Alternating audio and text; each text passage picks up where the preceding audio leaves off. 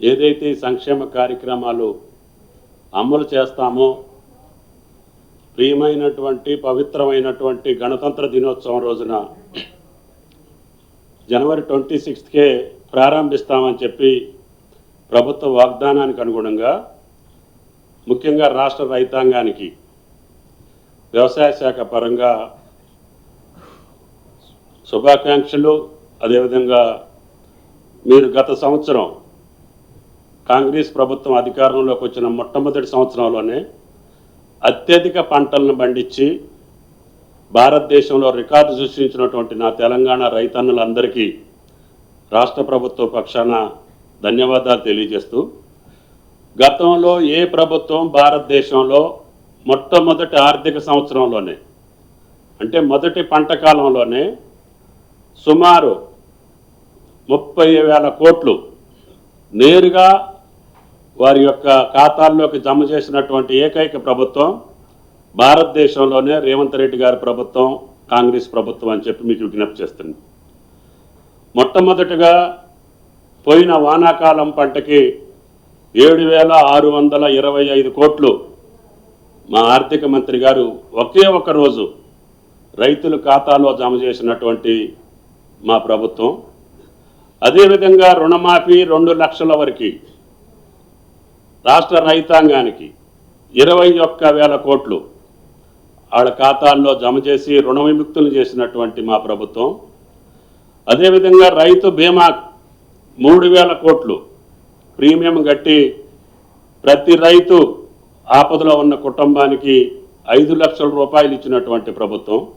ఇంకా అనేక వ్యవసాయ అనుబంధ కార్యక్రమాలు చేసుకుంటూనే మళ్ళీ ఈ యొక్క రబీ పంటకు కూడా రైతు భరోసా 12,000 చొప్పున ఎకరానికి ఇవ్వటానికి రాష్ట్ర ప్రభుత్వం, కేబినెట్, ముఖ్యమంత్రి గారి యొక్క ఆదేశాలకు అనుగుణంగా రైతు భరోసా పేరిట కాంగ్రెస్ ప్రభుత్వం రాహుల్ గాంధీ గారు ఇచ్చినటువంటి వాగ్దానాన్ని అమలు చేస్తూ రేపటి నుంచి వ్యవసాయం చేసేటటువంటి ప్రతి ఎకరానికి మేము ఎకరానికి 12,000 ఇస్తామని చెప్పాం.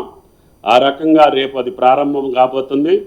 ఈ పంట కాలానికంటే ముందే ఆ రైతులందరికీ రాష్ట్రంలో ఉన్నటువంటి వ్యవసాయం చేసే ప్రతి ఎకరానికి రైతు భరోసా వాళ్ళ ఖాతాలోకి జమ చేసేటటువంటి శుభ సందర్భాన ముఖ్యమంత్రి గారికి, ఆర్థిక మంత్రి గారికి మా ప్రభుత్వం రైతుల తరఫున నా శాఖ పరంగా వారికి ధన్యవాదాలు తెలియజేస్తూ, రైతులందరూ కూడా ఏనాడు ఏ ప్రభుత్వం ఏ ముఖ్యమంత్రి తీసుకొని సాహసోపేత నిర్ణయం చేసి 1 సంవత్సర కాలంలోనే 40,000 కోట్ల రూపాయలు ఇతర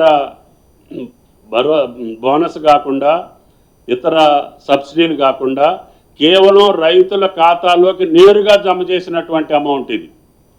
ఇంకా వ్యవసాయపరమైనటువంటి ఆయిల్ ఫామ్కి సంబంధించిన సబ్సిడీలు కావచ్చు, ఫామ్ మెకనైజేషన్ సబ్సిడీ కావచ్చు, విత్తనాలకు సంబంధించినవి కావచ్చు, ఎంఎస్పి ధరకి కొన్ని వేల కోట్ల రూపాయలు రైతు నష్టపోకుండా చేస్తున్నటువంటి బడ్జెట్ కాకుండా కేవలం రైతుకి నేరుగా ఆయన చేతిలోకి ఇచ్చినటువంటి 40,000 కోట్లు రేవంత్ రెడ్డి గారి ప్రభుత్వం ఇచ్చినందుకు రైతులకి తరపున ముఖ్యమంత్రి గారికి, ఆర్థిక మంత్రి గారికి ధన్యవాదాలు తెలియజేస్తూ, మీకు కూడా ఈ యొక్క బృహత్తర కార్యక్రమాన్ని విశేషంగా ప్రచారం చేసి నా రైతాంగానికి తోడ్పడుతున్నటువంటి పత్రికా విలేకరులకి, మీడియాకి ప్రత్యేక ధన్యవాదాలు తెలియజేస్తున్నా. Thank you.